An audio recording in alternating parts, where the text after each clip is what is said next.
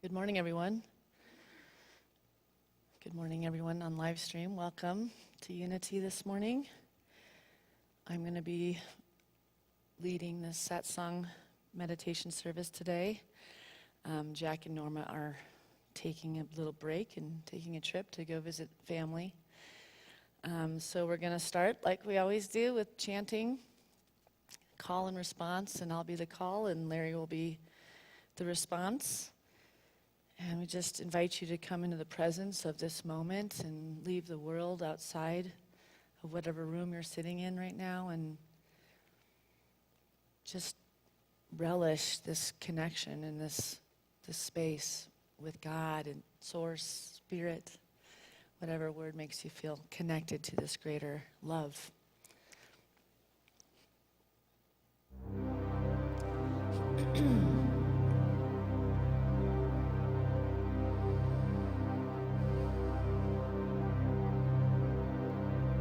Open my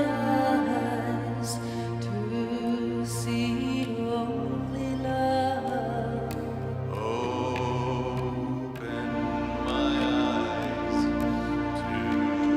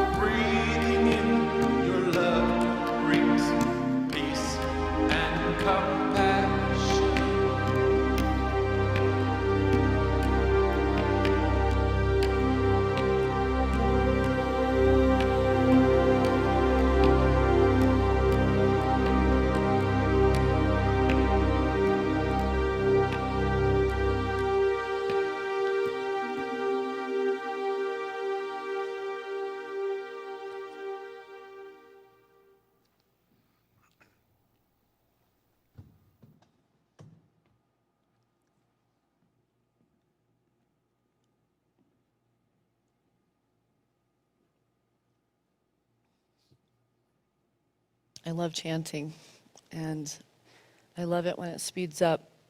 And can you barely keep up with the affirmation? I like that lift of the heart in Satsang singing.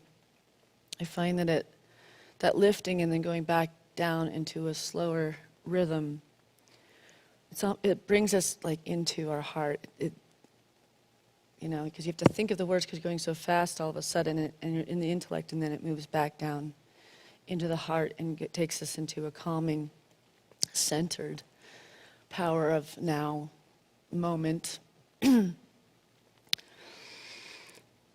So today my talk is titled, I Am the Door to Love Without Conditions. It's from the book Love Without Conditions by Paul Ferrini, which is one of my favorite spiritual books.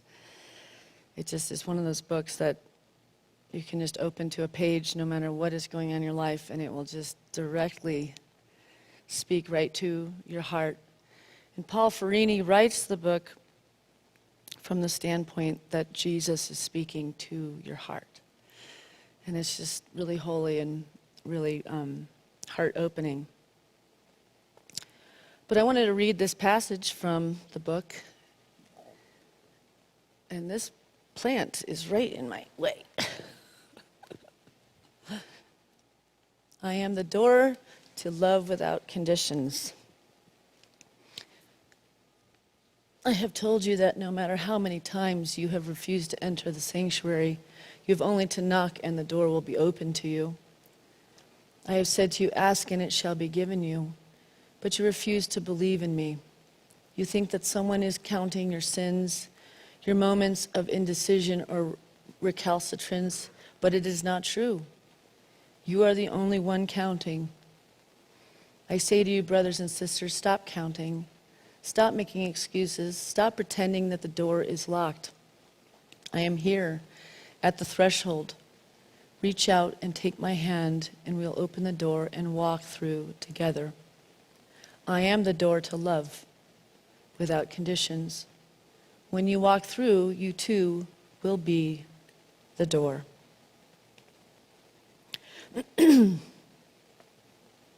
And I think sometimes we feel like we are the door, and we are in total alignment with that relationship, with this greater love that he's talking about, that I'm right here.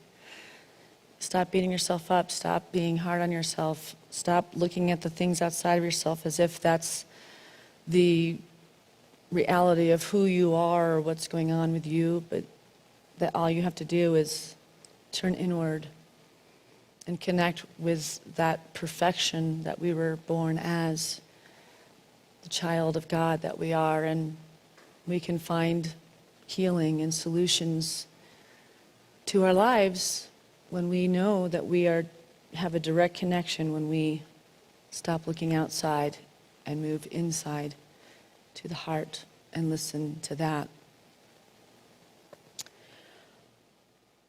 If you've been seeing my second services, you'll know what I'm talking about, but I haven't been doing this service for a long time as far as speaking.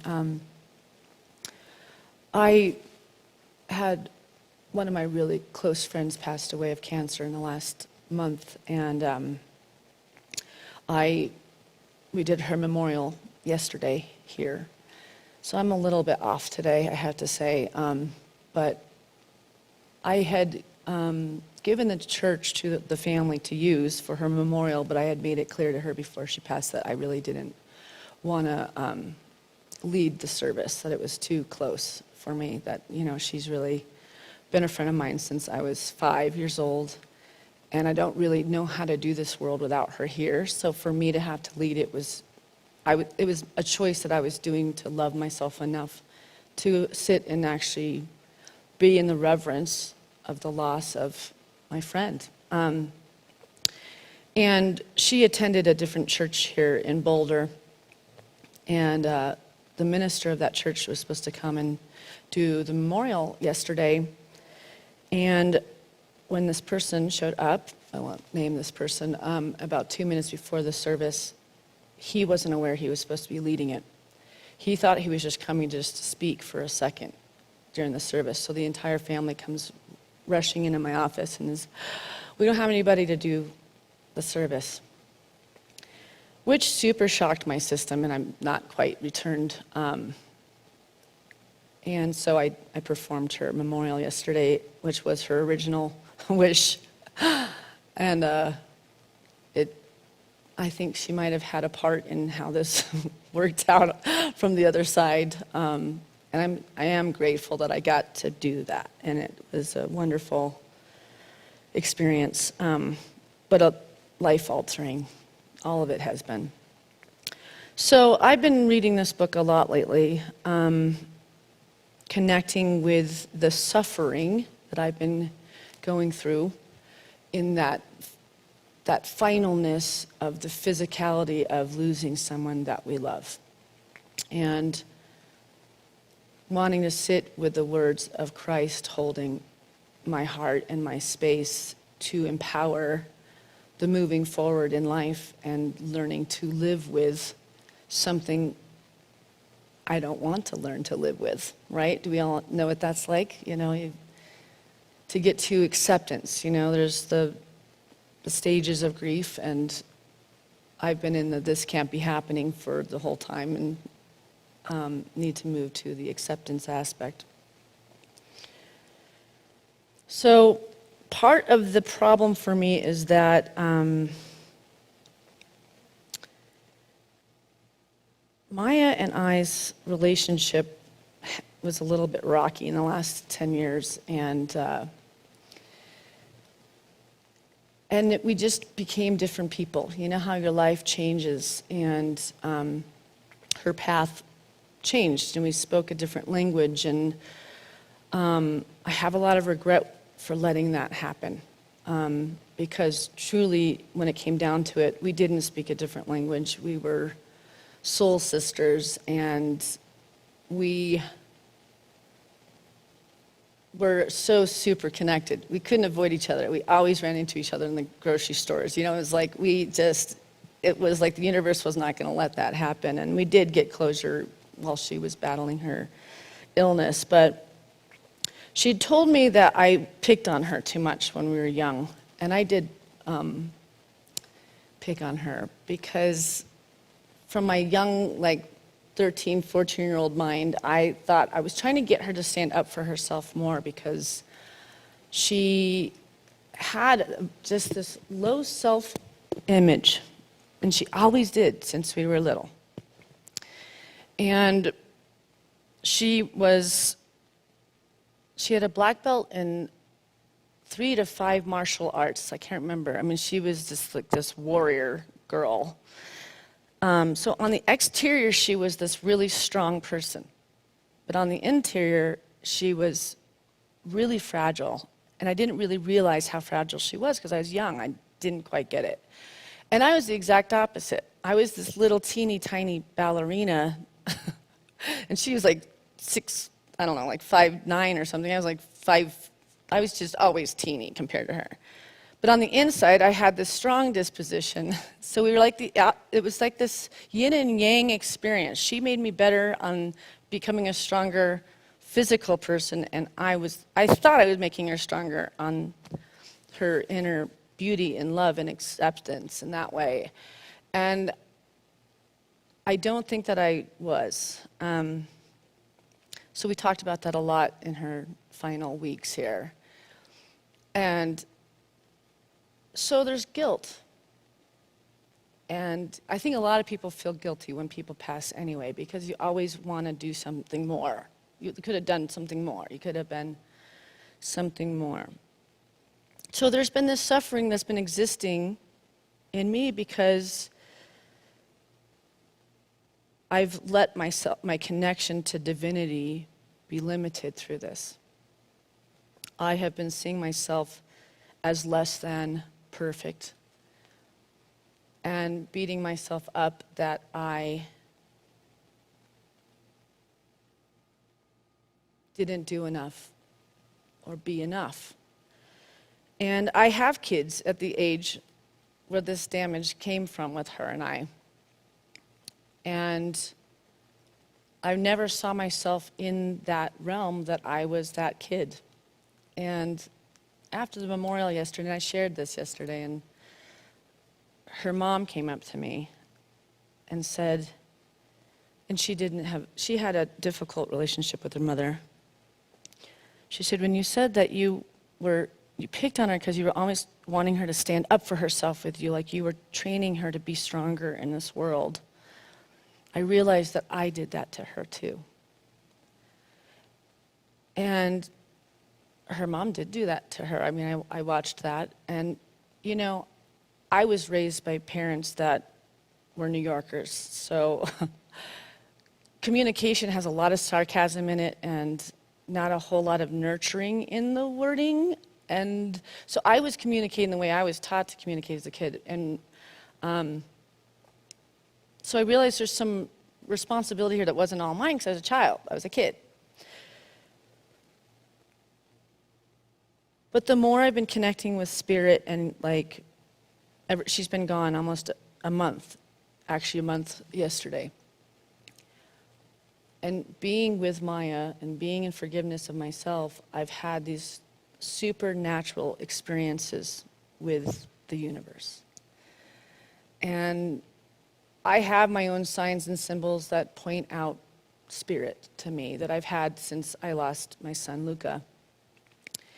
And those have been sharpened massively in the last 30 days.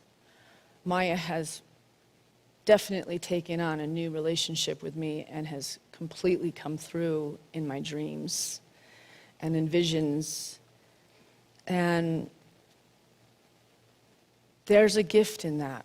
You know, there's a loss in the physicality, but then there's this gift of this factor that I still feel her. I still know she's here. I felt her yesterday when I was speaking.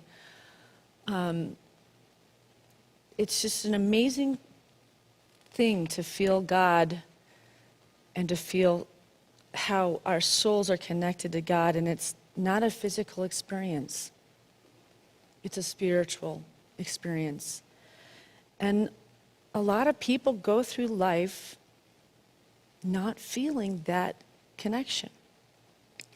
And though my friend was very religious, and was one of the most serving people I know,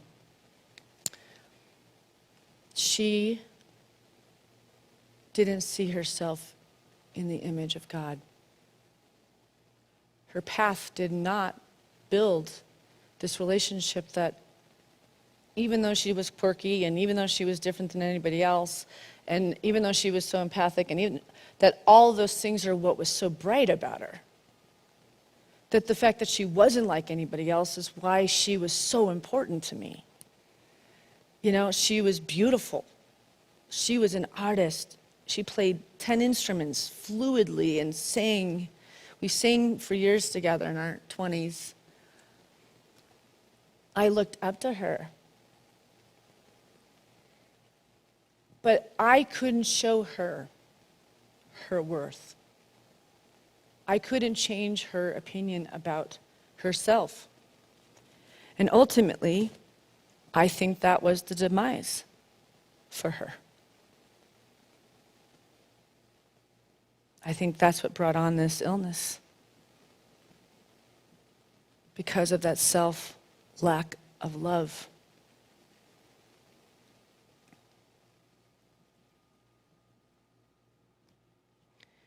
In Love Without Conditions, he writes, we have to eliminate scarcity thinking. How you view life depends on whether you feel lovable or unlovable, worthy or unworthy. Either way, you will create an external situation which reinforces your opinion of yourself. All preoccupation with supply comes from living in the past. Lack is simply the remembrance of old wounds. These are too easily projected into the future. To end scarcity thinking, you must forgive the past. Whatever it has been no longer matters. It no longer has effect because you have released it.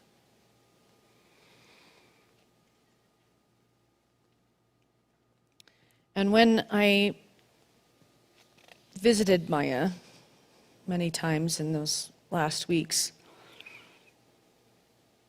one of the times I went there, she was sitting in her bed and she said, "Did you know that I've never had a good opinion about myself? That I just never felt worthy of your love, of my parents' love, of anybody's love?" And I said, yeah, I did know that. I knew that since there was a sense of reflection of self and self-worth, which I don't think comes probably until we're at least 12 or 13. How old are you guys? 11? And how old are you? 10? So mom just went back to back, 10 and 11. I did that with Kathy and Ty too. 13 months apart? Wow. So would you guys say that you can see when somebody has a good sense of self-esteem and when they don't? You can recognize that? How old do you think you were when you could recognize that?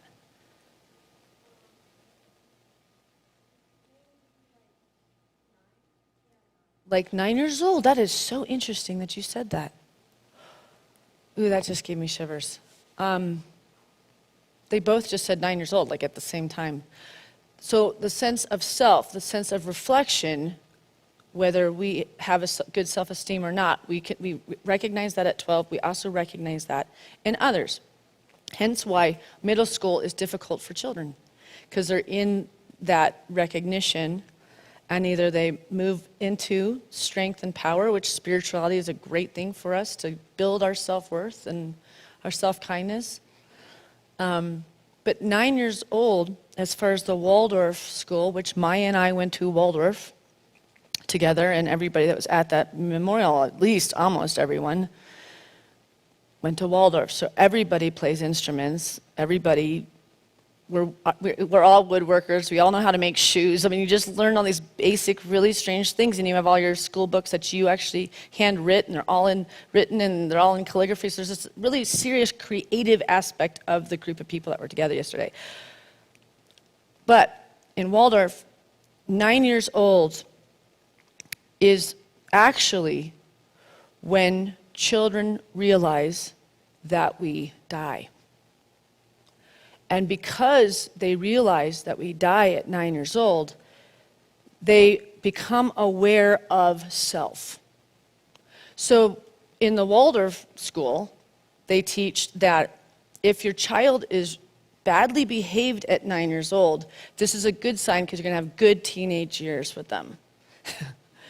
If they ride smooth through 9 years old, then they may be a little bit more turbulent teenagers. And so far, I think I'm going to be good because 9 was really hard with my youngest daughter, and kind of consistently stayed that way. So maybe it's going to get easy here soon. But anyway, it's interesting that these two guys, I just asked these youngsters here, 10 and 11. I mean, 10 and 11 is pretty old, but I mean, they're not 9 anymore. So this dynamic that I added unto in Maya's experience wasn't my fault. I was just a kid. And yet her belief in herself, with what that slide is saying back there, how you view life depends on whether you feel lovable or unlovable, worthy or unworthy. Either way, you will create an external situation which reinforces your opinion of yourself. Like, sit with that. So here I wanted to build her self-esteem. It was love back, the poking on her to get her to stand up to me and help her become a stronger person. Her mom did that. Everybody did that to her because she saw herself as unlovable and unworthy. And she created from the outside, she created a law of attraction of people showing her that she wasn't.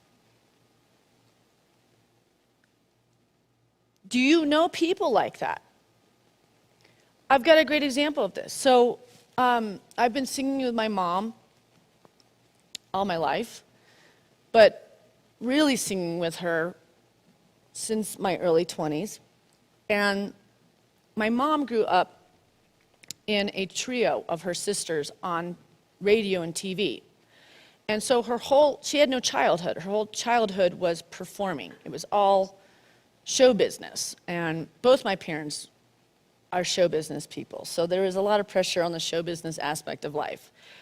But there was all this competition between the three sisters, and it wasn't a close relationship because the parents kind of pitted them against each other to be the best singers so that they would really show up and be the best singers for the radio and TV.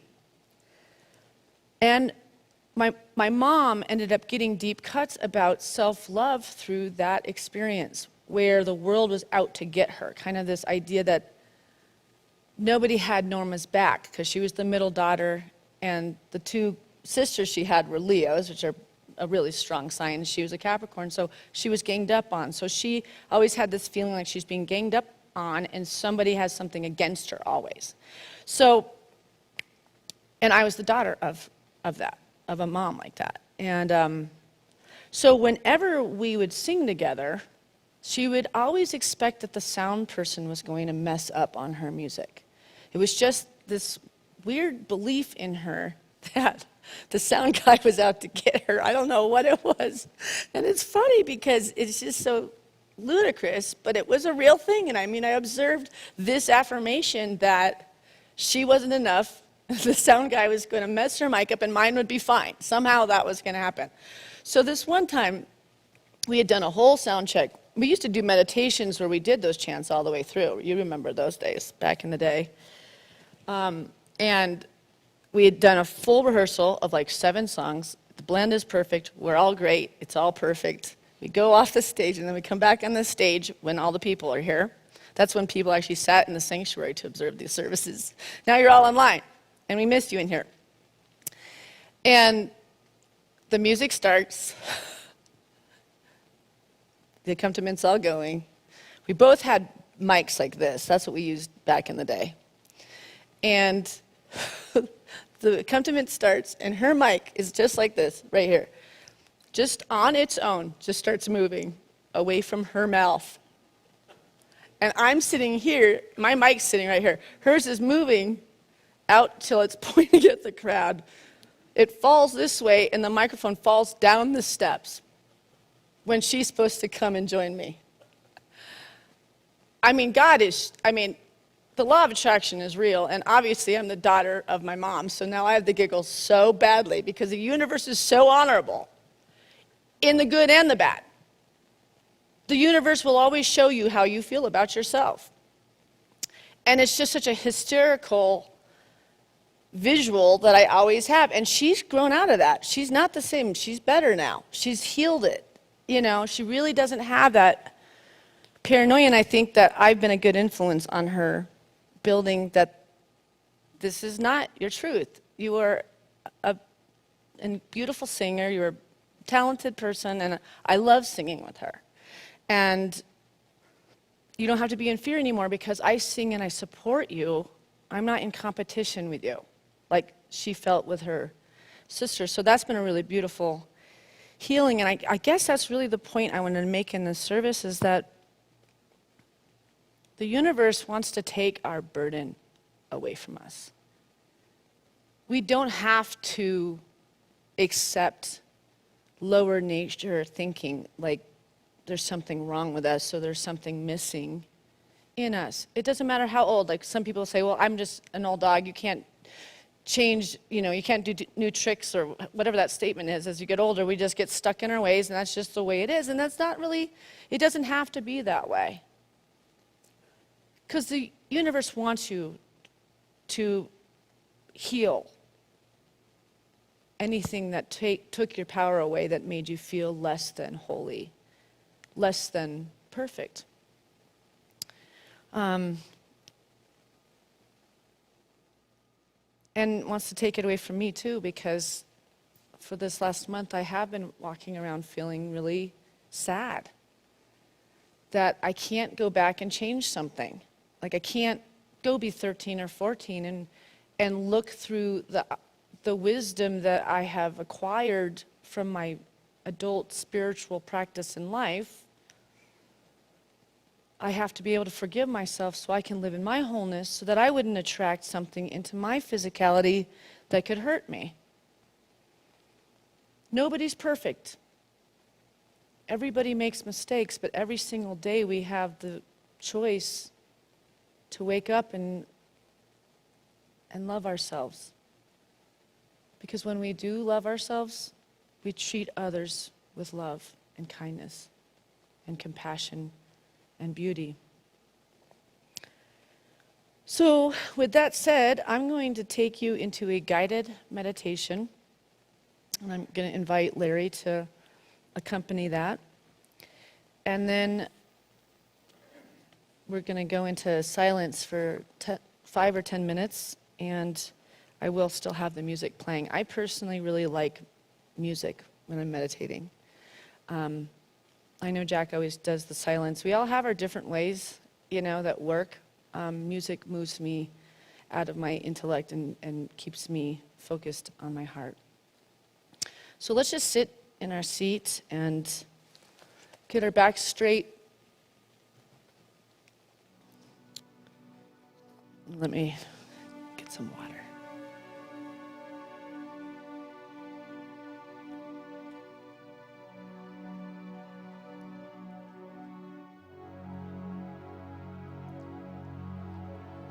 Just get connected with the breath. And the breath meaning when you breathe in, your belly gets fat, like the Buddha. And when you exhale, it comes back in. So many of us women are trained to never breathe where our belly becomes fat because of the dancing backgrounds that we all have. But it's really important to relax the tummy, to massage the organs to keep us healthy. So I'm going to remind you that this time is for you and you alone. Allow all distractions and worries and to-do lists to stay outside of this room.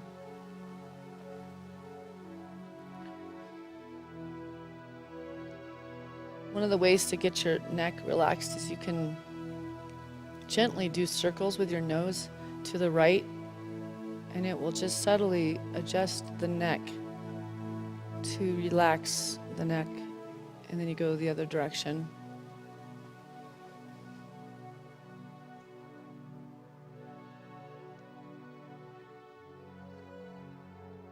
Once you've reached a place of stillness, begin to deepen your breath in through the nose and out through the mouth. And again, in through the nose and out through the mouth. Turn your awareness to the ground beneath you or the seat beneath you. It's firm and it's strong as you continue to breathe. Realize that you're being fully and totally supported by this greater love, this greater wisdom.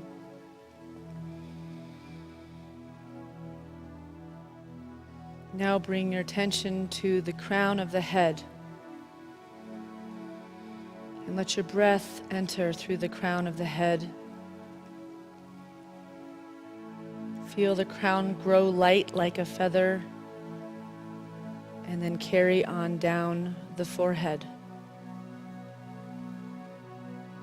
down to the mouth, and relaxing the entire face. Feel the rib cage loosen and float upwards.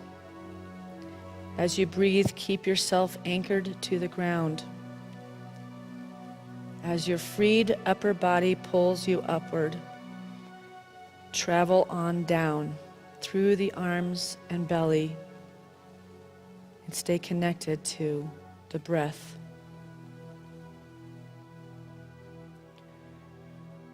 When you reach your hips, go through the rest of your body and gently release it. Your thighs, your knees, all the way down to the feet.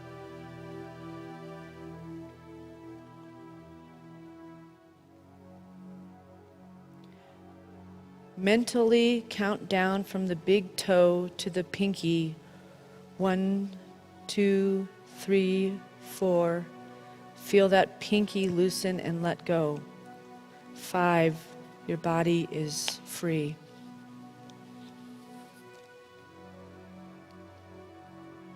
Allow every worry, task, and thought to float away.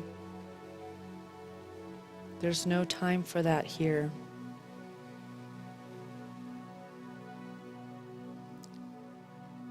Letting go of any thought, let it float away on the great big ocean of our mind.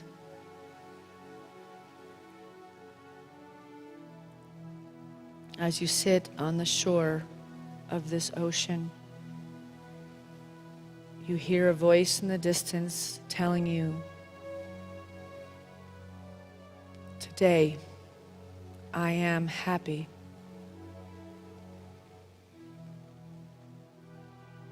Today I am capable.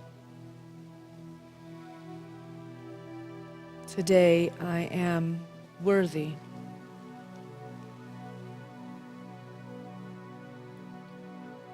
Today I am happy. Today I am capable. Today I am worthy. As the voice continues speaking, you watch the waves caused by your thoughts settle. The great ocean before you becomes still and clear.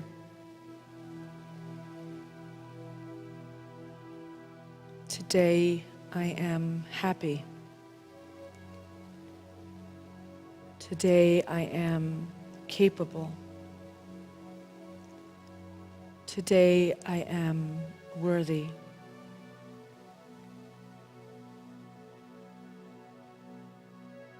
Slowly, without turning your eyes still on the clear water, you realize that the voice is coming from within you.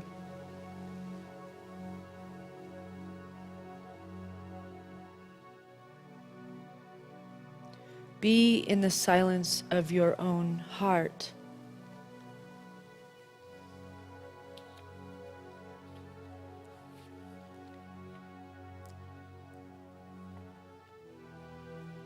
Let peace come into your heart.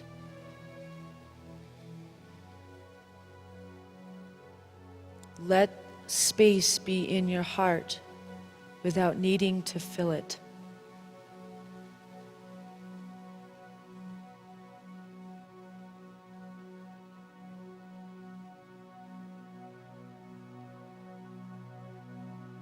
Let love now fill your heart. And peace fill your heart. And healing fill your heart.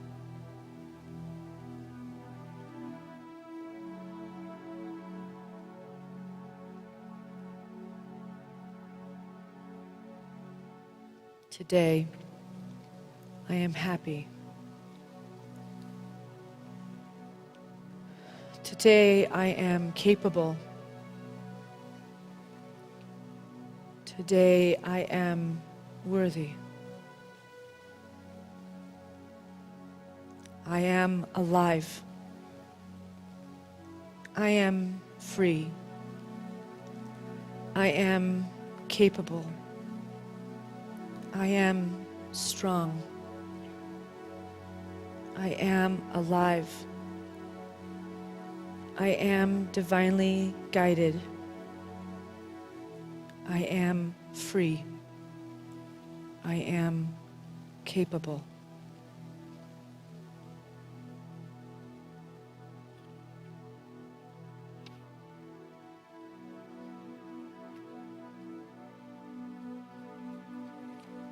Now we're going to go into 10 minutes of you filling in the affirmations that will best serve your heart and your life.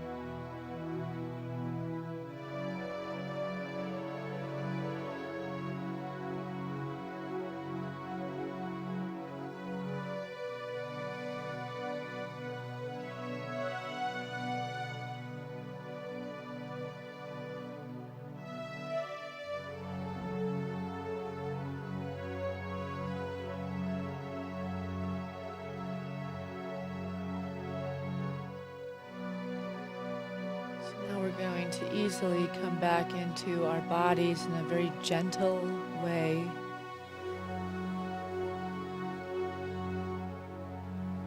Lowering the soul into the physical body to be anchored in God's love and healing energy. And while we're in this meditative state, our hands are carrying powerful healing energy.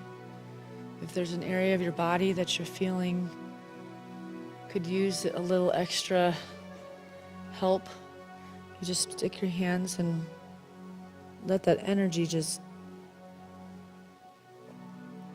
bring healing to our bodies.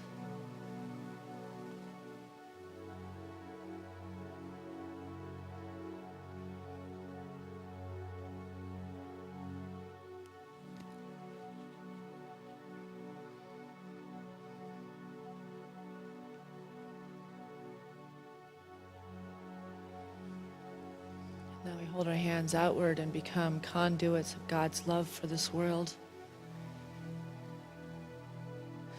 Visualizing this healing light surrounding our planet. Giving love to our Mother Earth.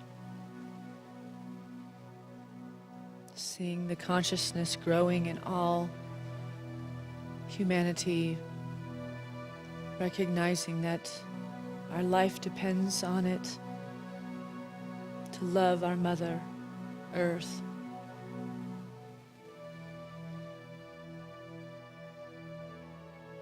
Seeing healing in the hearts and minds of all people, and seeing this divide between us disappearing. Becoming more tolerant and understanding of people that we don't agree with, and realize that they are also children of God just as we are.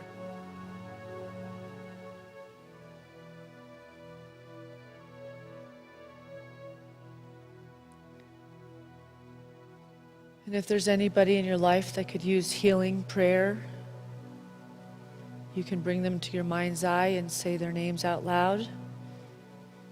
Let us all be a part of healing for others here.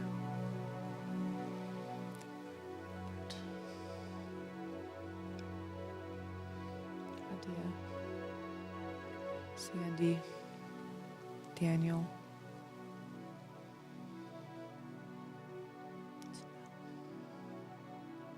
Aya,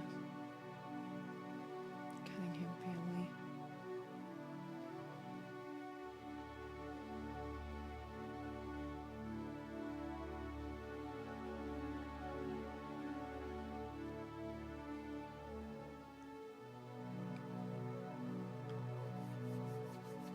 Take your hands, put them together, and get this energy in your hands.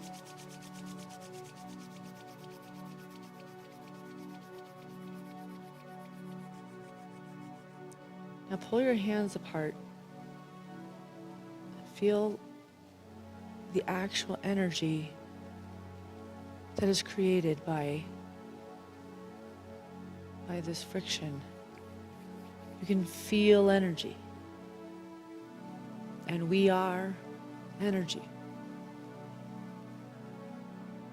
And what we do and say and think and feel radiates out to others.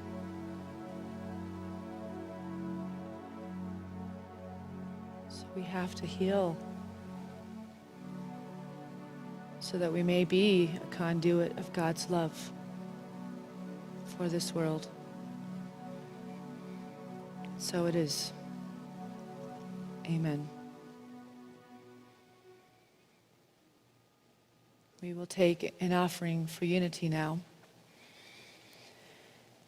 And the way we do it, in person, we have baskets outside of this room that you can tithe that way. We also have dip jars out there. And those of you who are joining us online, you can text to give. You can go to our website, unityofboulder.com, and click Give Now. So we'll take our offerings in our hands and bless it with this offering statement. Divine love through me blesses and multiplies all that I have and all that I give and all that I receive because I give. Amen.